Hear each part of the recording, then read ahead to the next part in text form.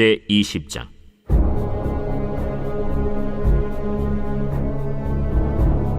해가 바뀌어 왕들이 출전할 때가 되매 요압이 그 군대를 거느리고 나가서 암몬 자손의 땅을 격파하고 들어가 랍바를 에워싸고 다윗은 예루살렘에 그대로 있더니 요압이 랍바를 쳐서 함락시키매 다윗이 그 왕의 머리에서 보석 있는 왕관을 빼앗아 중량을 달아보니 금 1달란트라. 그들의 왕관을 자기 머리에 쓰니라. 다윗이 또 그 성에서 노략한 물건을 무수히 내어오고 그 가운데 백성을 끌어내어 톱과 쇠도끼와 돌서래로 일하게 하니라. 다윗이 암몬 자손의 모든 성읍을 이같이 하고 다윗이 모든 백성과 함께 예루살렘으로 돌아오니라. 이후에 블레셋 사람들과 게셀에서 전쟁할 때에 후사 사람 십부게가 키가 큰 자의 아들 중에 10배를 쳐 죽임에 그들이 항복하였더라. 다시 블레셋 사람들과 전쟁할 때에 야일의 아들 엘하나니 가드 사람 골리앗의 아우 라흐미를 죽였는데 이 사람의 창자루는 배틀채 같았더라. 또 가드에서 전쟁할 때 그곳에 키 큰 자 하나는 손과 발에 가락이 6씩 모두 24이 있는데 그도 키가 큰 자의 소생이라. 그가 이스라엘을 능욕함으로 다윗의 형 시므아의 아들 요나단이 그를 죽이니라. 가드의 키 큰 자의 소생이라도 다윗의 손과 그 신하의 손에 다 죽었더라.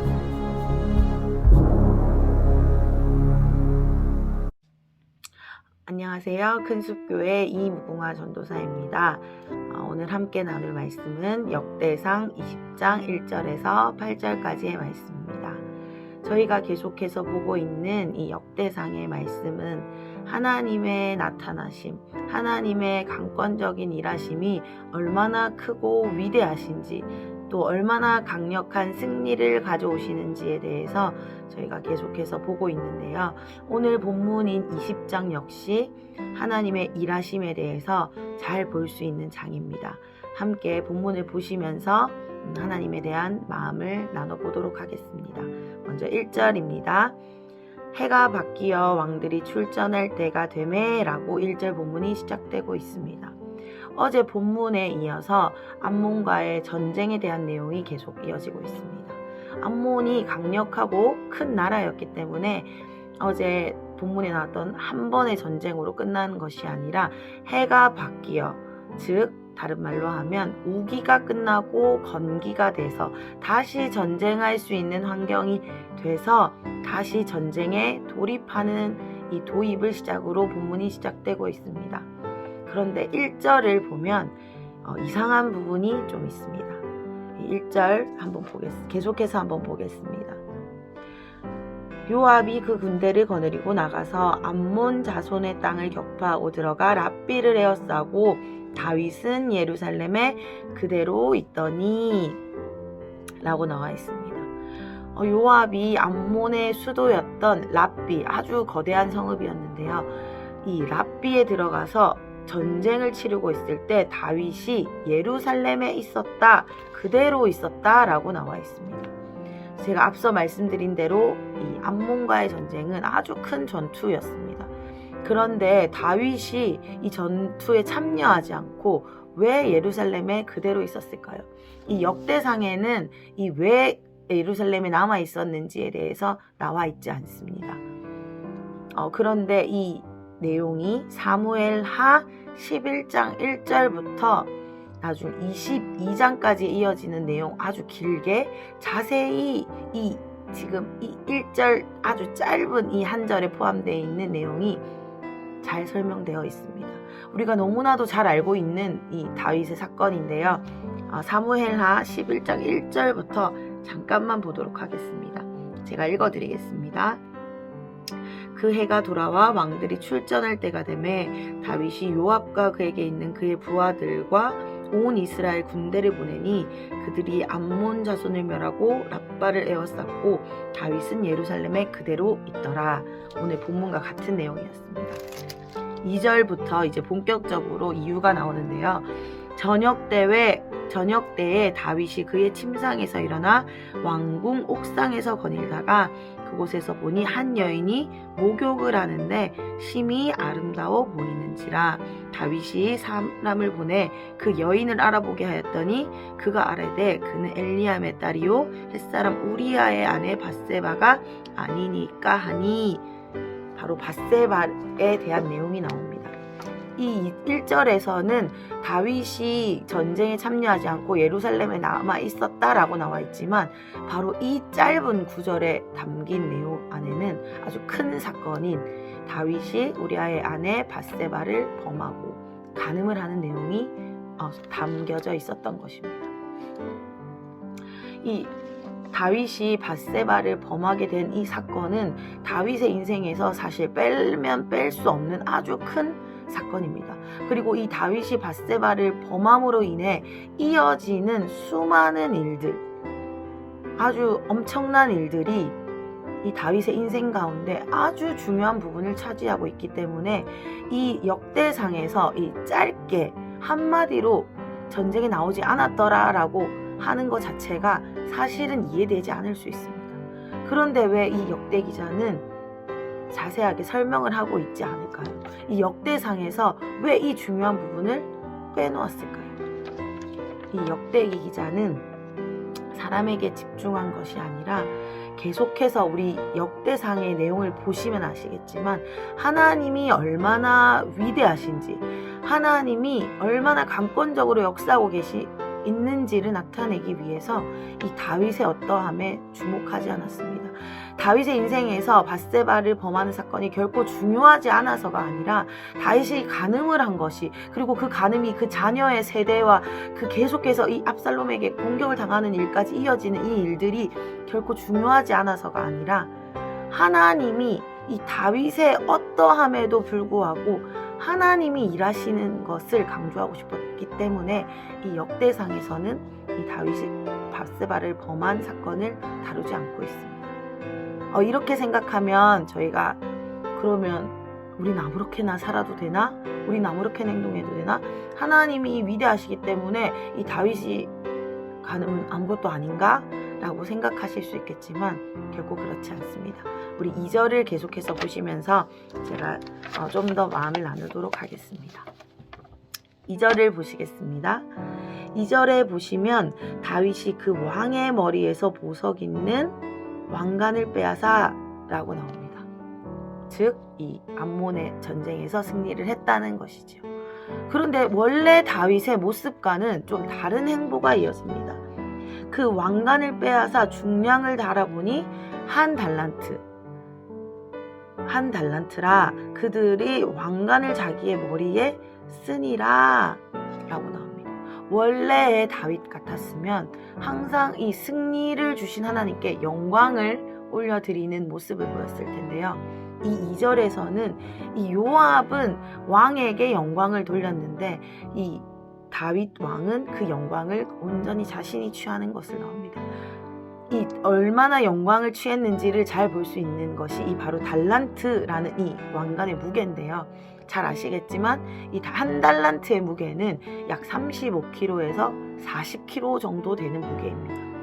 그렇기 때문에 이 왕관, 이 약 40kg 가까이 되는 왕관을 머리에 쓴다는 것이 상식적으로 이해되지 않는 행동입니다. 바로 이 다윗이 변질됐음을 보여주는 것이죠.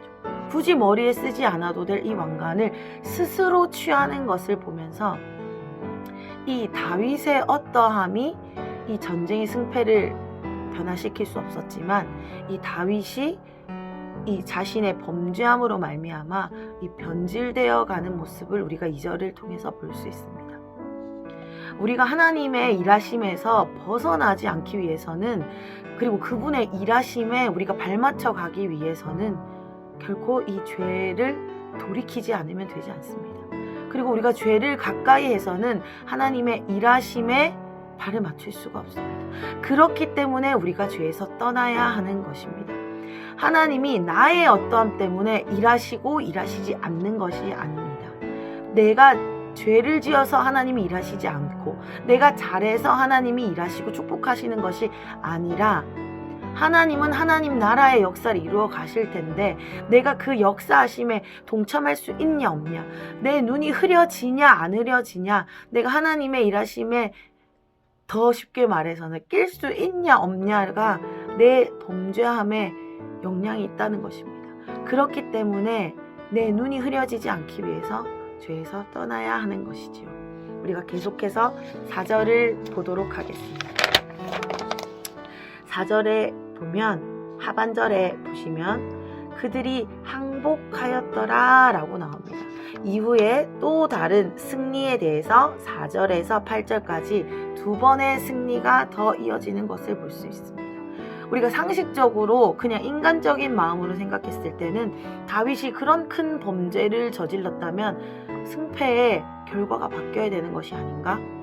다윗이 그런 잘못을 했다면 이 전쟁에서 져야 되는 것이 아닌가라고 생각할 수 있지만 이 승리는 계속해서 이어집니다. 그리고 심지어 거인을 싸워 이기는 승리가 이어집니다. 그리고 그들이 항복하였다라는 말씀이 이어지고 있습니다. 어떻게 이게 가능할까요? 어떻게 이 거인들이, 이 연약한 이스라엘 군대가 그들을 항복시킬 수 있었을까요? 오늘 역대기 기자가 계속해서 말하고 있는 것처럼 역대상 17장 10절에 이 이유가 나와 있습니다. 역대상 17장 10절을 한번 보도록 하겠습니다. 제가 대신 읽어드리겠습니다. 전에 내가 사사에게 명령하여 내 백성 이스라엘을 다스리던 때와 같지 아니하게 하고 또 내 모든 대적으로 내게 복종하게 하리라. 또 내가 이르노니 여호와가 너를 위하여 한 왕조를 세울지라 라고 나와 있습니다. 여기서 하나님이 말씀으로 이미 약속하신 것이 있습니다. 내게 복종하게 하리라. 너의 대적들을 복종시킬 것이다 라고 하나님이 말씀으로 약속하셨기 때문에, 하나님의 변하지 않는 그 언약이 있었기 때문에 바로 이 이스라엘 백성들의 전쟁은 승리할 수밖에 없었던 것입니다. 이 6절에 이 4절에서부터 이 8절까지 이어지는 이 전쟁의 설명이 어떻게 나와 있는지를 보면 이 하나님의 일하심이 더 자세히 볼 수 있습니다. 이 전쟁에 지금 이런 방법으로 이렇게 싸워서 이런 무기를 가지고 전쟁에서 승리했다라고 나오지 않고 이 전쟁에서 이긴 두 사람의 이름을 명시하고 있는데요. 바로 5절에 엘하나 그리고 6절에 요나단이라는 이름을 등장시키고 있습니다. 이 엘하나라는 뜻은, 이 이름의 뜻은 하나님은 은혜로우시다라는 뜻입니다. 그리고 6절에 이 요나단의 이름의 뜻은 하나님이 주셨다, 하나님이 하셨다 라는 이름의 뜻을 가지고 있습니다. 이 전쟁의 승리의 비결이 바로 이 두 사람의 이름을 통해서도 증거되고 있습니다. 이 전쟁의 승리는 이미 약속하신 하나님의 약속에 근거한 전쟁이기 때문에 반드시 승리할 수밖에 없는 전쟁인 것입니다. 엘하나, 요나단, 이 두 사람의 이름을 등장시킴으로 인해 하나님이 이 전쟁의 주인이시라는 것을 더욱더 명백하게 증거하고 있습니다. 어떻게 싸웠는지가 아니라 하나님이 싸우셨다라는 것을 나타내고 있는 것입니다. 이 부분을 제가 묵상하면서 이 하나님의 마음을 느낄 수 있었습니다. 하나님의 약속은 결코 변하지 않습니다. 하나님이 하나님의 이름으로 약속하신 그 약속은 반드시 성취됩니다. 믿으십니까? 우리가 너무 우리의 어떠함에 주목할 때가 많습니다. 나의 죄에 때로는 집중해서 이 결과가 나의 죄로 인한 결과로 생각하고, 또한 때로는 내가 좀 잘한 것, 내가 좀 헌신한 것, 내가 좀 헌금한 것, 내가 좀 봉사한 것에 때로는 집중하다 보면 왜 나에게 이런 복이 오지 않는가라고 나의 어떠함에 하나님의 일하심을 결론을 지을 때가 많습니다. 그런데 하나님이 오늘 이 역대상을 통해서, 이 20장을 통해서 계속해서 우리에게 하시고자 하는 말씀은 너의 어떠함이 아니다 라고 말씀하고 계십니다. 다윗이 큰 범죄를 저질렀습니다. 결코 용납받을 수 없는 죄를 저질렀습니다. 그리고 또한 때로는 다윗이 누구보다 큰 영광을 하나님께 올려드릴 때가 있었습니다. 하나님의 마음에 합당하다라고 칭함을 받을 정도로. 그런데 오늘 이 역대상을 통해 하나님이 우리에게 하시고자 하는 말씀은, 오늘 우리에게 주시는 말씀은 우리의 어떠함이 아니라 하나님의 일하심에 주목하기를 원하신다라는 것입니다. 하나님은 그 약속을 반드시 이루십니다. 하나님은 우리에게 하신, 우리 개인에게 하신 약속뿐 아니라 하나님 나라의 이 질서를 이루어 가시는데 하나님의 일을 반드시 이루실 것입니다. 우리가 많은 것들이 우리를 두렵게 하고 무섭게 하고 또한 주저앉게 할 때가 많습니다. 그리고 눈앞에 보이는 현실들이 때로는 그 약속들이 결코 이루어지지 않을 것처럼 보일 때가 많습니다. 그렇지만 하나님이 우리에게 말씀하고 계십니다. 하나님의 약속은 신실하게 이루어질 것입니다. 하나님이 약속하신 그 승리는, 그 항복은 반드시 일어날 것입니다. 대적들이 반드시 항복하게 될 것입니다. 오늘 이 말씀을 묵상하시면서 오늘 또 한 곡의 찬양을 추천드리고 싶습니다. 바로 주의 보좌로 나아갈 때에 라는 찬양인데요. 정말 우리의 자격을 따지자면 다윗도 저도 또 어떤 사람도 주님 앞에 자격이 없을 것입니다. 누가 더 잘했고 누가 더 잘못했고로 하나님의 일하심에 결코 도달할 수 없을 것입니다. 그런데도 불구하고 하나님은 하나님의 약속을 신실하게 이루어가고 계시고 정말로 연약하고 부족한 우리 한 사람 한 사람을 통해서 또한 일하고 계심을 봅니다. 우리가 서로를 바라볼 때도 서로의 어떠함에 너무 집중하지 않았으면 좋겠습니다. 또한 반대로 나 자신을 바라볼 때 나의 어떠함에 너무 주목하지 않았으면 좋겠습니다. 물론 오늘 말씀처럼 죄를 멀리 해야지 나의 눈에 허물을, 또한 나의 눈에 흐려지는 것을 막을 수 있지만 우리가 나의 어떠함에 집중하기보다는 하나님의 일하심에 집중하고 하나님과 동행하는 것에 집중할 때 하나님의 약속을 신실하게 경험하게 되시리라 믿습니다. 오늘 이 말씀을 마음에 새기시면서 이 찬양을 함께 묵상하시면 좋을 것 같습니다. 제가 기도하고 오늘의 나눔을 마치겠습니다. 하나님, 오늘도 신실하게 일하시는 하나님을 찬양합니다. 하나님, 나의 어떠함에 때로는 하나님의 일하심을 판단할 때가 있었음을 회개합니다. 내가 조금 잘한 것 같으면 하나님 왜 나한테 복을 주시지 않을까 생각했고, 또한 내가 죄로 좌절할 때는 그래서 내가 안 되는 거야 라고 하나님을 또한 제안할 때가 많았습니다. 그렇지만 하나님, 오늘 말씀을 통해서 깨닫는 것은 하나님은 일하고 계신다는 것입니다. 하나님은 오늘도 신실하게 이 나라 이 민족을 이끌어 가시고 우리의 가정을 이끌어 가시고 우리 각 사람을 이끌어 가고 계십니다. 또한 우리에게 약속하신 승리를 반드시 경험하게 하실 것입니다. 하나님, 나의 어떠함에 집중하는 오늘 하루가 아니라 하나님의 위대하심과 그 하나님의 놀라운 은혜에 감사함으로 반응하는 하루가 되게 하십시오. 그렇기 때문에 하나님을 왕으로 모시고 하나님께 온전한 영광을 올려드리는 하루가 되기를 선포합니다. 하나님, 흩어져 있는 우리 가족들을 기억하여 주시고 하나님, 우리가 어디 있든지 하나님을 기억하는 하루로 살아가기를 소원합니다. 자격 없는 우리를 자녀 삼아 주시고 은혜 베풀어 주신 주님 찬양하며 감사합니다.